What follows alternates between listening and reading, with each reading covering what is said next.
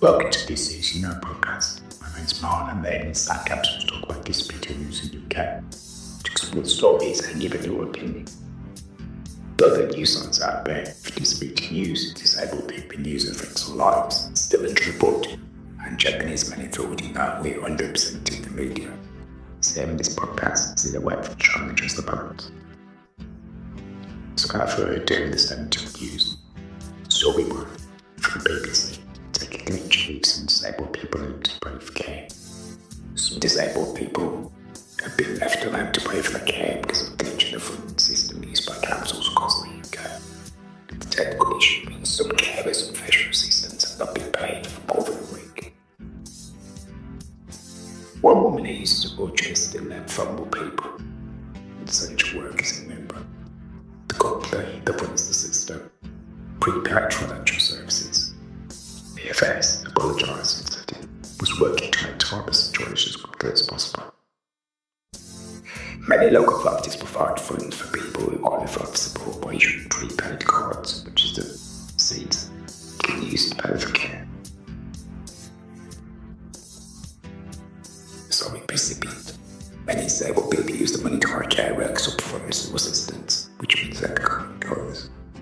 The local government association spokesperson said local councils are working hard to provide alternative payment options. It added the councils are working to ensure continuity of care, especially for those with the highest levels of need. An unemployed water runs a network of disabled people called Bill the Bars. Employees find personal assistance around the clock care for a home in Leicester. Care costs £11,000 a month and is run by Leicester County Council. Will be by the card. She told the BBC she would about the consequences of not being able to access the funds. She can no longer, would know otherwise, afford it. If they don't get paid, my please continue to call. I am that lawyer, said the bookstores of me. It's about Wilson. It should be left for strikes in England. She says this service is black agency, but all people essential workers in limbo without a viable alternative. Leicester Council said around 3,500 people in the county held prepaid cards, but not all of them would be impacted by what was called a auto cards national issue. Spokesperson for the council told the BBC it had reached out to those who were affected with supporting advice. What to do if they need to make payment surgery? The alternative arrangements were in place. He appreciates the difficulties this caused and do everything they can to help. Be careful about for do as the BBC not report second line is a full-time carer for a daughter who has multiple disabilities. To require her look after. She first noticed that she might not be done by him in the capital on the 14th of July. Her daughter also has six other carers, so she thought of them to until works restored. I will be quite stay away 24 hours a day, which is not possible. But me and my daughter be housebound doesn't have support to take care of, she said. BBC contacted Bradford County Council for response. For the council. With this, personal assistant from Walker be accounted to the BBC through your voice or BBC. He's paid weekly and 6 years old. Except for the Twitter last week because guns had been helped by our interest during some days, so I was really panicking by Thursday, and she said, he's with us. I was able to get a vote to see him or a local party with them. There was no local option this week, as it was a one-off gesture.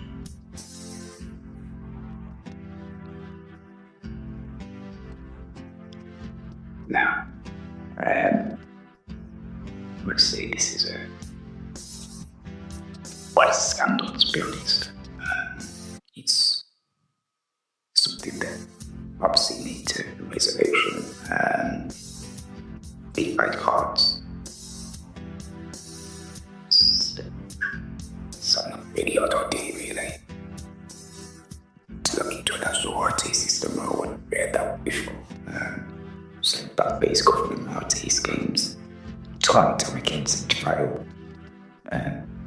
individuals and the organisation at large. And really, they need to provide some kind of swift response because, as we see, didn't input on the stuff, but people learn lots of boards, and I think that there should be contingency fund that local authorities can debut.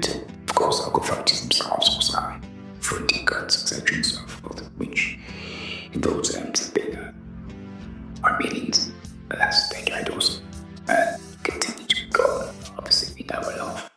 It's been at least one, if not many, on the brink of financial collapse in the last few years. Again, you go back to, was it quite a few episodes ago about disabled people and big employers, and like the quote said, you on your own, and one of those things where it's the support is for effectively saying your employer, but the funds are coming from external sources, and we really need to contingency in place. And as well, people like cards and kids for some people, but they do work for that, don't they? Being a cranky drinker is a good idea if you're going the responsibility of being employers, and then you've got to be able to trust them to manage the finances. Get a third party in place to manage your finances external of local authorities who themselves struggling to manage finances. Once it's being fenced, and systems need to manage. It's been dangerous to a point.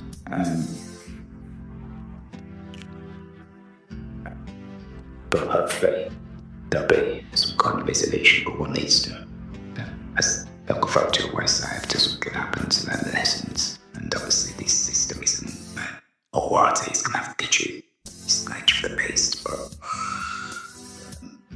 need to look at kind of contingencies to some individual life systems. But these things happen. There's a forward culture, because again, there's one big increase in understanding is a sign, but there's no hint of kind of fair play, but we increasingly seeing cyber attacks on institutional parts of infrastructure. So again, I think need to continue to be looking at security and take pictures, etc., and so forth. And maybe outsource locally to the local authority.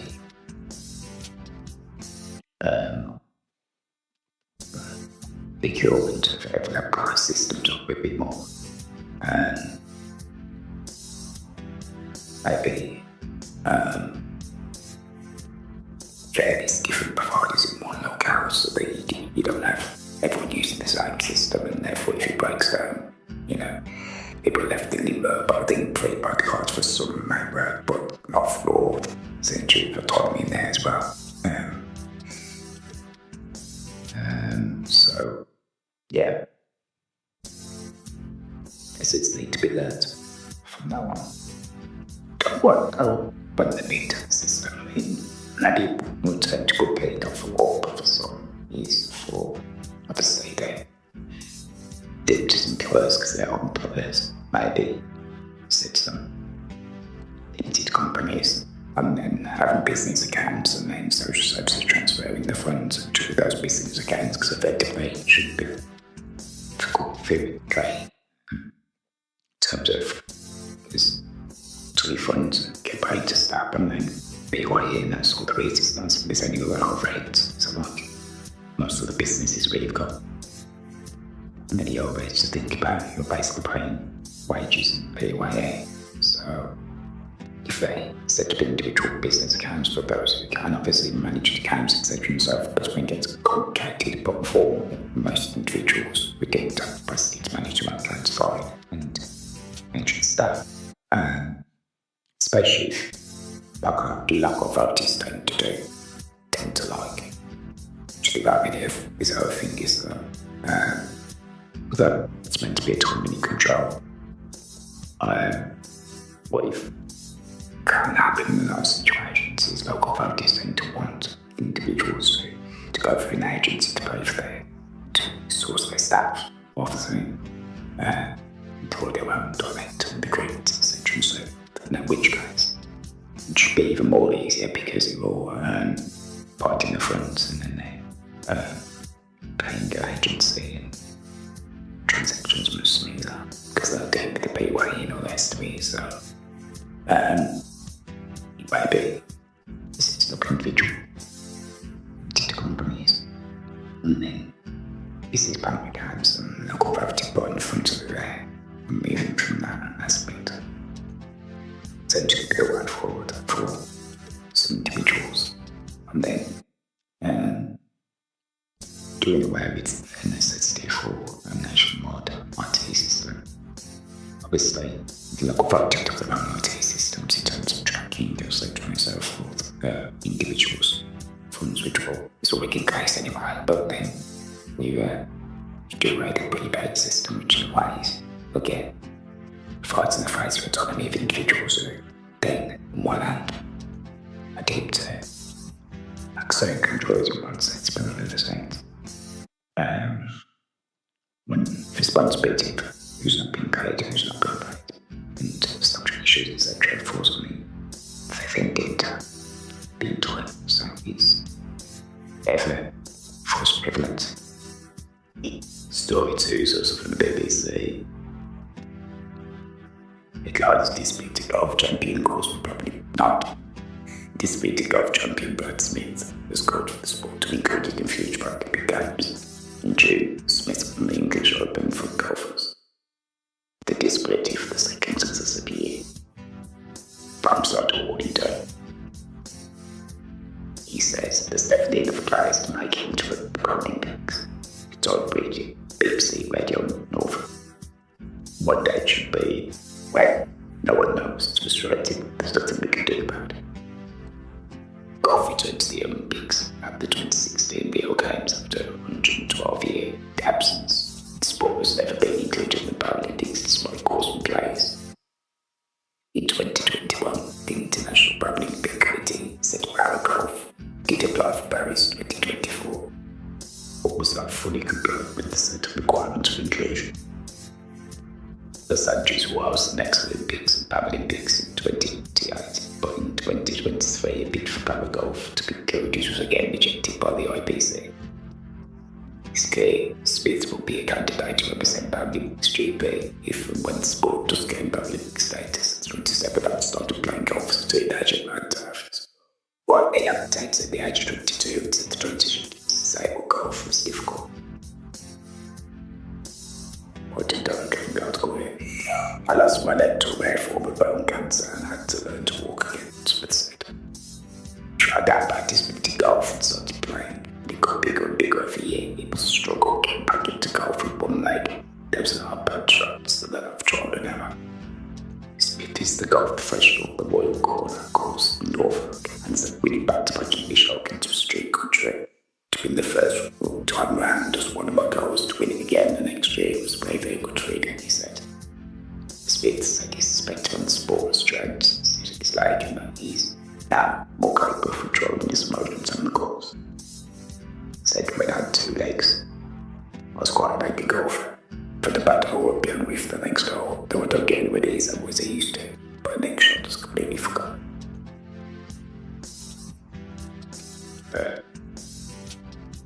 Says Indian golf runs more than 50 tournaments a year for disabled golfers, and Smith says the sport is on the rise. The futures can bright for disabled golfing. From the game gets keen to be promoted from a bigger scale, he said.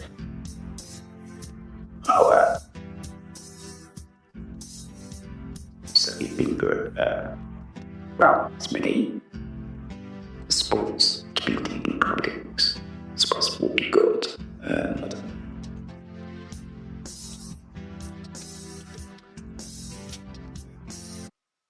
Perspective of, I think, obviously, if there's just a ban is a scope to broad horizons for the Paralympics, I think as many sports should be included as possible, I think. And where you've got talent, and you've got emerging. I sport, I think he's got a point. I've said under the requirements, the IPCs and so forth, but I think maybe they should. If there is, an emerging breed of golfers there, I think they should look at it. I think anywhere you can, and if you look at really, if you look at darts, where darts was, a few years back, obviously, you've had shortisighted for decades and decades dominating the sport. Only takes twice of someone like Liquid there to see how, get out to the imagination and inspire a host of young, just viewers, competitors. So again, if, golf is something that's on the rise and it's catching the imagination and the IBC, I think you maybe need to look there again, because anything we can inspire any sport really in this country, across the world, and the youth and etc. to get involved, disabled or otherwise, I think it's important, as we see now, especially in this generation's coming up with the screen generations, Instagram generations, anything that inspires kind of activity and kind of getting out there and touching grass and getting involved in sport and just healthy living. And I think it's a positive, and anything that can inspire sports people to get involved in sport and then to get more exposure to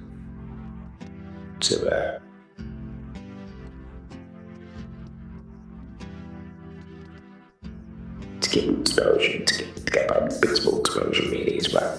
So obviously, it's been involved, but they're a big bit more internationally captured. It's the spirit of 2012 since then. And I think anywhere that you can see a rising star and potential for sport to catch fire, imagination of the wider public, I think it's a good thing. The next story is in the Folk Award. I know that it's a original story. I think it's got a wide perspective, wide resonance. And that's tagline is 2 new dredging place toilets are now opening for Cook. 2 new toilet facilities that people with found in multiple disabilities can use safely with dignity and helping folk.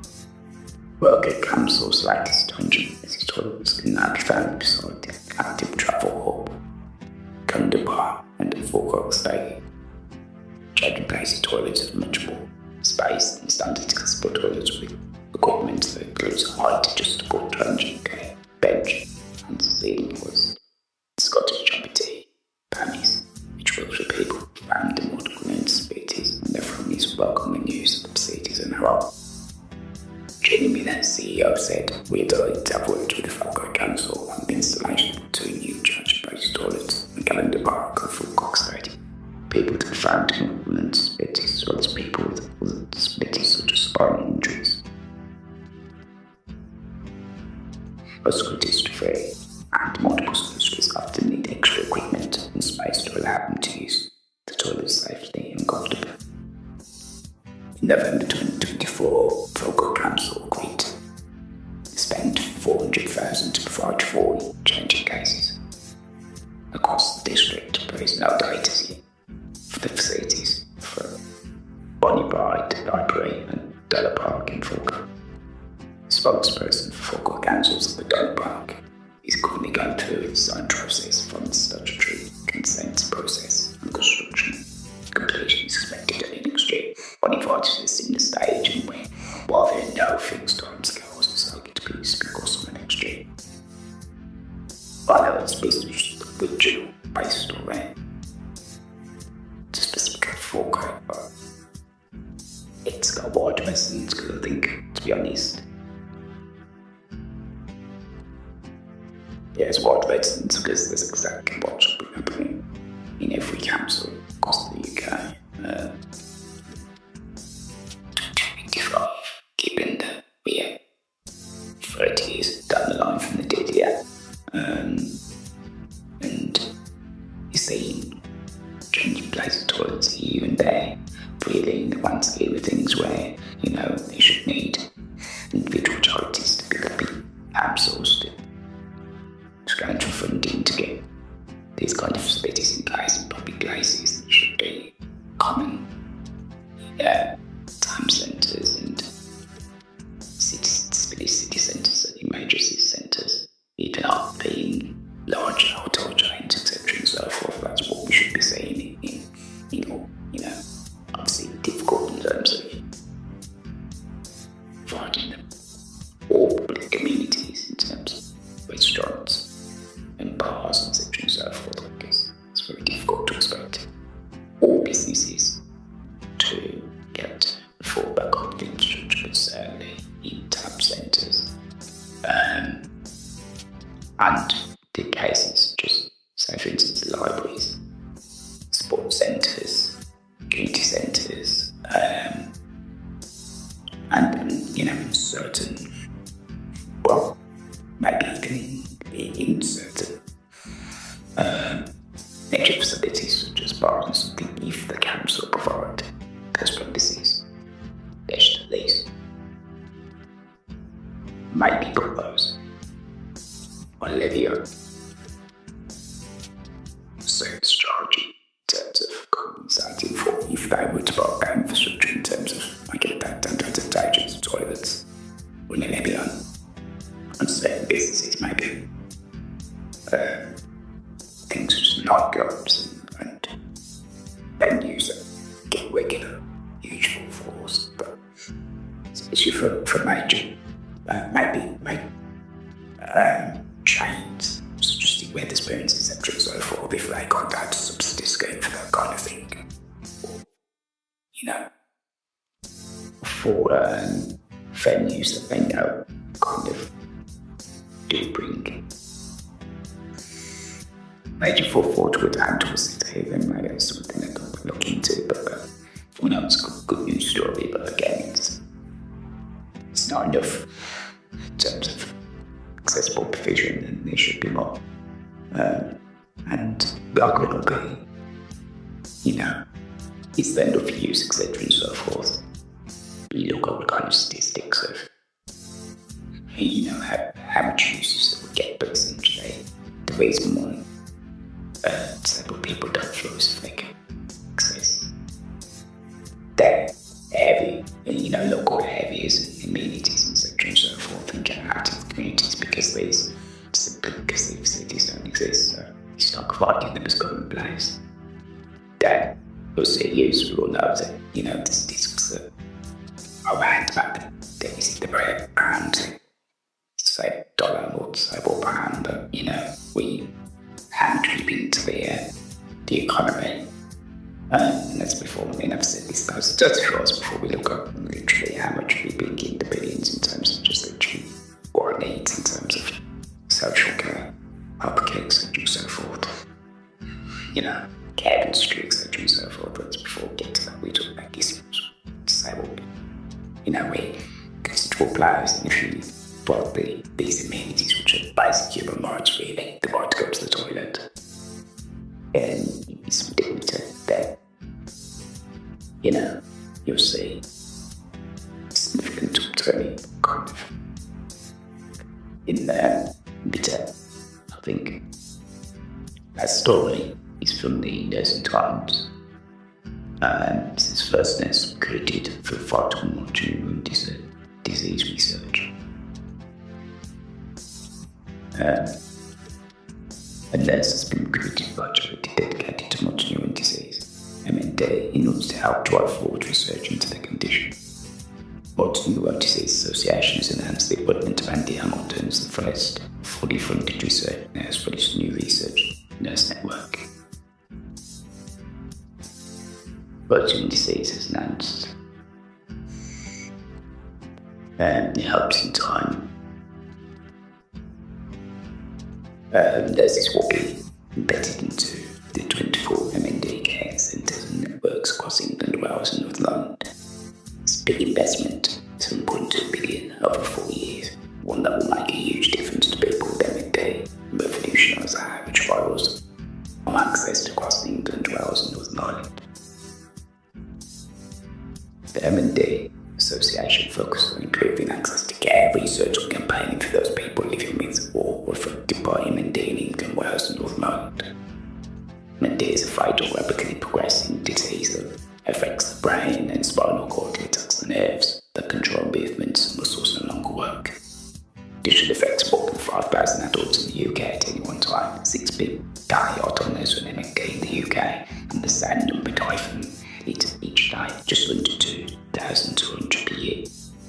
It has no cure and kills a third of people within a year, or more than half within 2 years of diagnosis.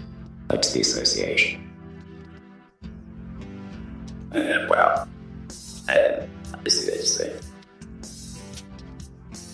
Kind of good news in terms of research side of research into effects of MND and possible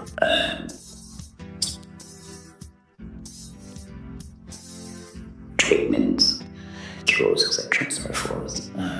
It's an ongoing project, and they'll hope to get, as I say, 24 nurses into 24 more projects across the UK, and we only work with them enough for that. Obviously, we know it's been quite a few high-profile celebrities with MND. I think of the footballers, a few years ago, and obviously anything that can help towards finding kind of